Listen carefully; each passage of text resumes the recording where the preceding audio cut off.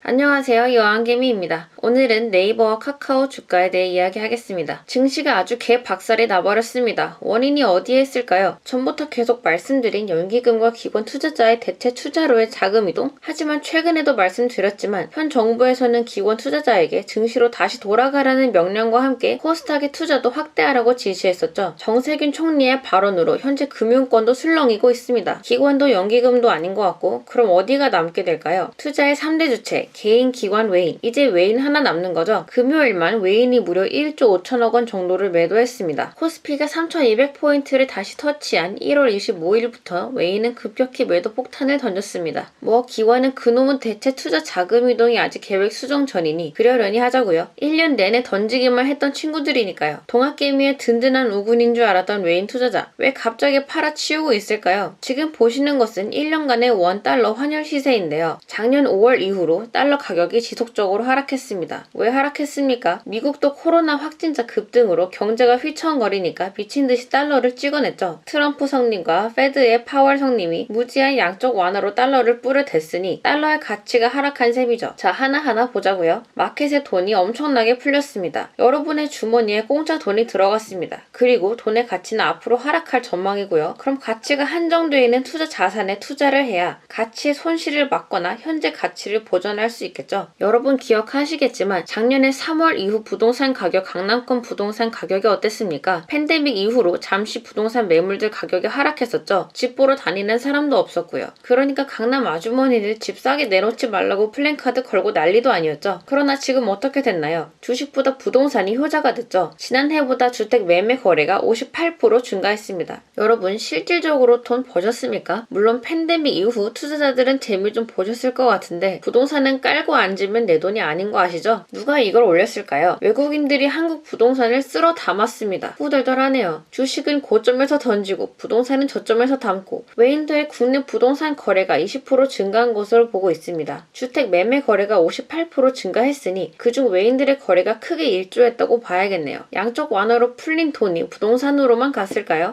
이거 2년 전에 1,500원에서 손절 쳤었는데 아무튼 비트코인도 4천만 원을 터치할 정도로 돈이 엄청나게 물렸습니다. 주식이라고 안 올랐을까요? 테슬라, 애플, 구글, 엔비디아 전부 올랐죠. 자, 외인들의 자금 원천과 그 후 자금 이동은 어떻게 되는지 알아봤습니다. 이제 왜 내려가는지 봐야겠죠. 첫 번째로는 차익 실현 매물이 나왔다고 봐야죠. 주식 들고 있다고, 비트코인 들고 있다고 집을 사거나 차를 살 수 있는 건 아니잖아요. 주식은 팔 때까지는 손실 구간이든 수익 구간이든 내 돈 아닌 거죠. 두 번째로는 게임스탑의 공매도 저항운동 이슈입니다. 현재 전 세계적으로 공매도에 대한 저항운동이 심해지면서 공매도 세력들의 수급이 꼬이기 시작했습니다. 하락에 베팅하고 주가가 하락하면 다시 재매수해서 결제를 해야 하는데 공매도한 종목을 서학개미들이 죽자고 달려들어 매수를 해버리니 공매도 세력은 손실이 무제한적으로 늘어나 버리죠. 차익 실현 이유가 맞물리긴 하는데 국내에서도 3월 이후로 공매도가 풀리니 어쩌니 말이 많으니 일단 던지고 보자는 겁니다. 주식 짜증나게 애매하게 물리신 분들 또 비자발적으로 물려서 존버하시는 분들 공감하시겠지만 손절하면 그 순간은 눈물 나지만 지나고 나면 마음 편해지겠죠. 마지막으로 세 번째 원인은 정부의 금융 간섭으로 인한 외국인 투자자들의 투자 회피입니다. 우리나라 주요 금융사의 외국인 지분율이 어느 정도인지 아시나요? 무려 50%가 넘습니다. 그러니까 말이 국내 은행이지 외인 거죠. KB금융 66.4%, 신한금융 58.4%, 하나금융 67.2%로 국내 은행이 아닌 것 같아요. 간판만 한국 간판이지. 자, 그럼 정부가 어떤 간섭을 하길래 외인들이 떠나고 있냐? 환율도 비록 최근에 오르고 있지만 바닥을 기고 있는 판인데 일단 이익 공유제가 문제가 되고 있죠. 말 그대로 이익이 나면 그걸 공유해달라는 겁니다. 무시무시하죠. 쉽게 말해 여러분의 월급 받은 걸 왜 공유해야 하는 거죠? 회사의 이익을 공유하게 되면 주주들의 배당금은 줄어들 수밖에요. 2019년도 이후로 큰 폭으로 줄어든 거 보이시죠? 지난해보다 5에서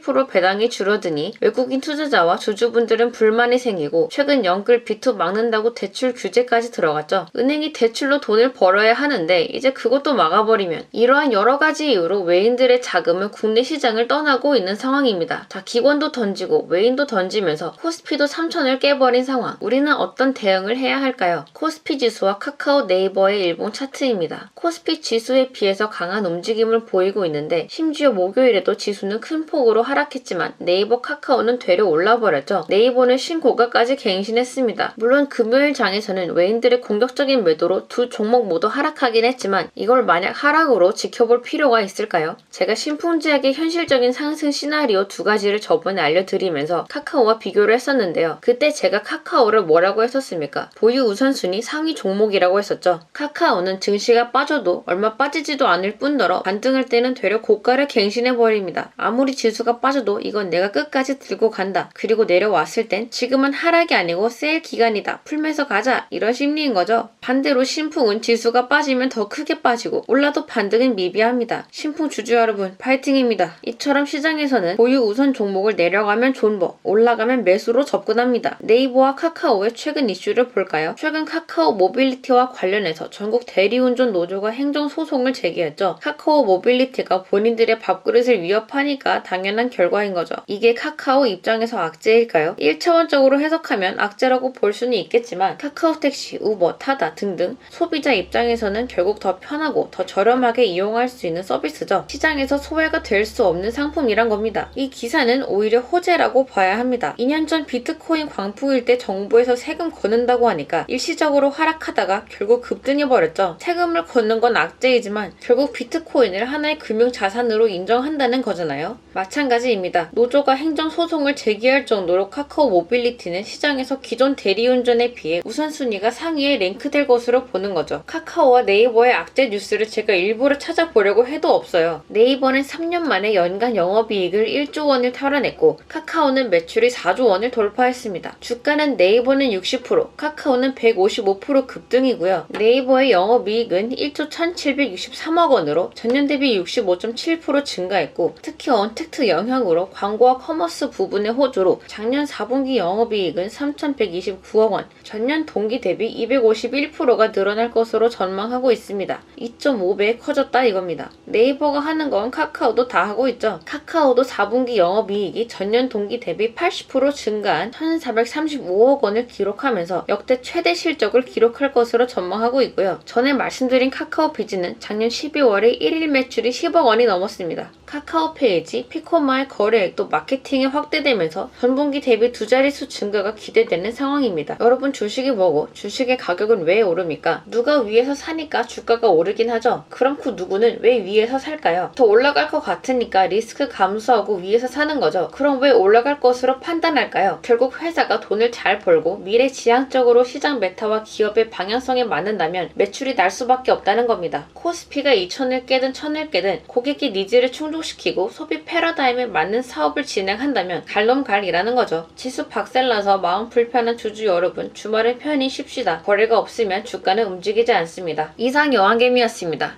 시청해주셔서 감사하고 구독, 좋아요, 알림 설정은 사랑입니다.